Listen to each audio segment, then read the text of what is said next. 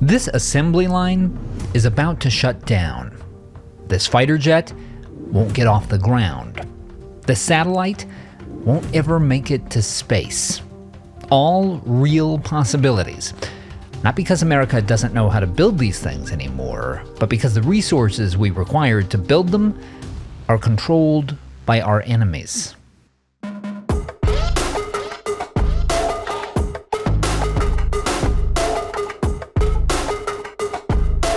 Which countries are going to dominate the 21st century? Chances are, whoever controls the most of these big dumb rocks. Okay, we should probably explain. Yes, America is a high-tech society, but all that technology is built on a decidedly low-tech foundation. Minerals procured from deep within the earth.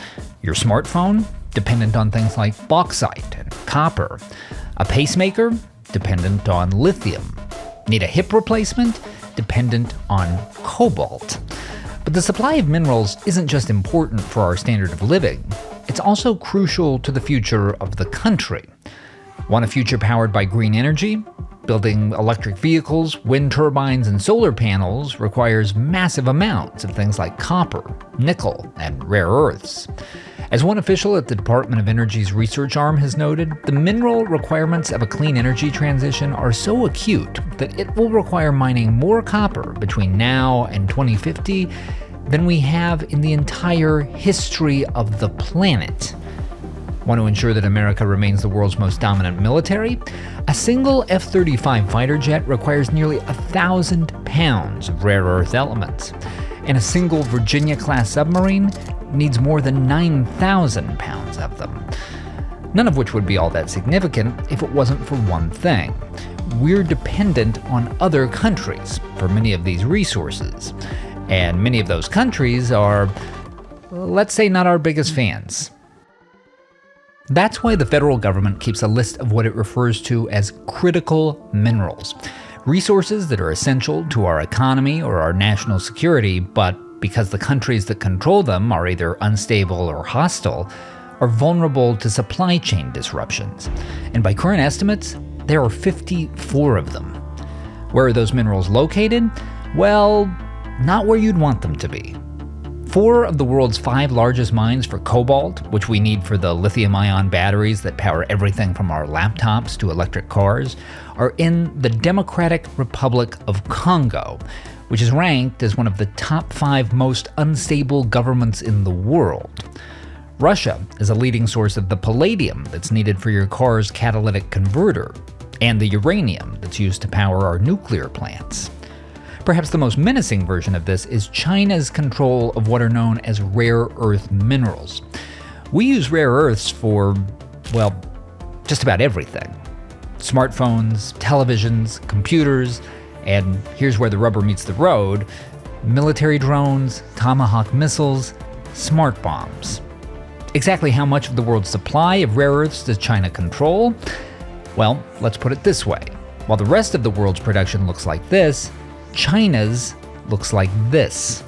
China mines nearly 70% of the global supply of rare earth minerals.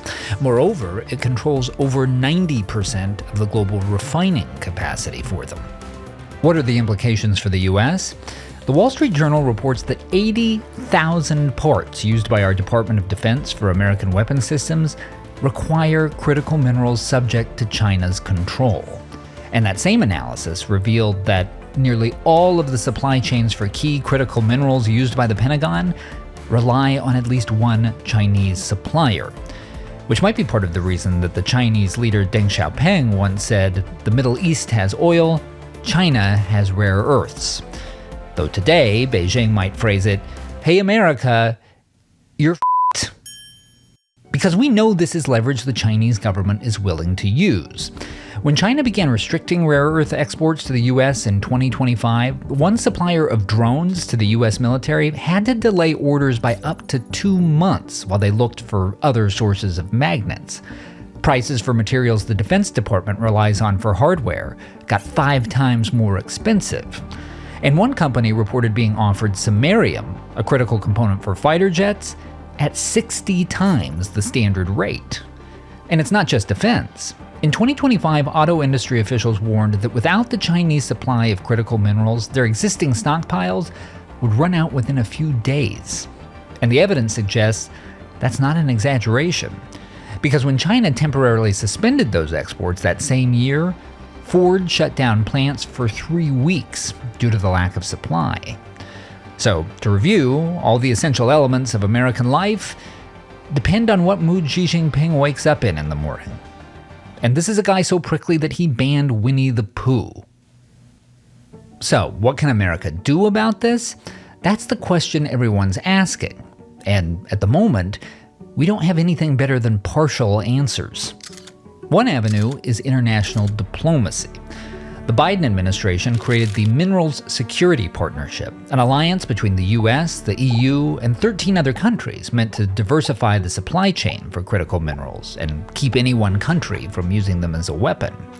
And in 2025, the Trump administration announced that it was partnering with Japan, India, and Australia for a similar partnership, known as the Quad Critical Minerals Initiative. Another approach is relying on new technology. There are proposals to mine the ocean floor, which by some estimates has richer deposits of some critical minerals than the entirety of the Earth's surface. There are proposals to recycle critical minerals. And there are proposals to develop new techniques that would do for mining what fracking did for oil and gas, allow it to get far more of the usable material out of the ground. We could also expand the supply by tapping into new resources. It's estimated, for instance, that the rare earth reserves in Greenland could meet at least 25% of the world's demands for rare earths well into the future, which is an interesting idea, but things in Greenland are, a little awkward right now.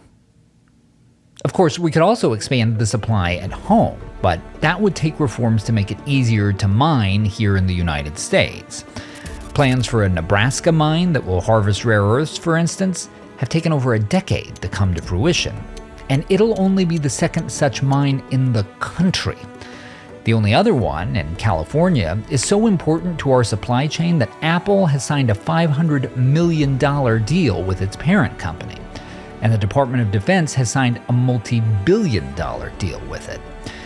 And look, far be it from us to tell the Pentagon or Apple how to do their jobs, but if, as a matter of national security, you had to pick one state you could count on to not shut down a mine, California would probably not be the pick. Bottom line, until we solve the critical minerals problem, America's adversaries have powerful leverage over us. Because of their control of those resources, they have the power to grind our economy and our national defense to a halt, which leaves us incredibly vulnerable. It means that we either have to find a way out of this problem or wait until the inevitable conflict arises. Though, should that day ever come, we have a secret weapon on our side. The one thing we know China fears most: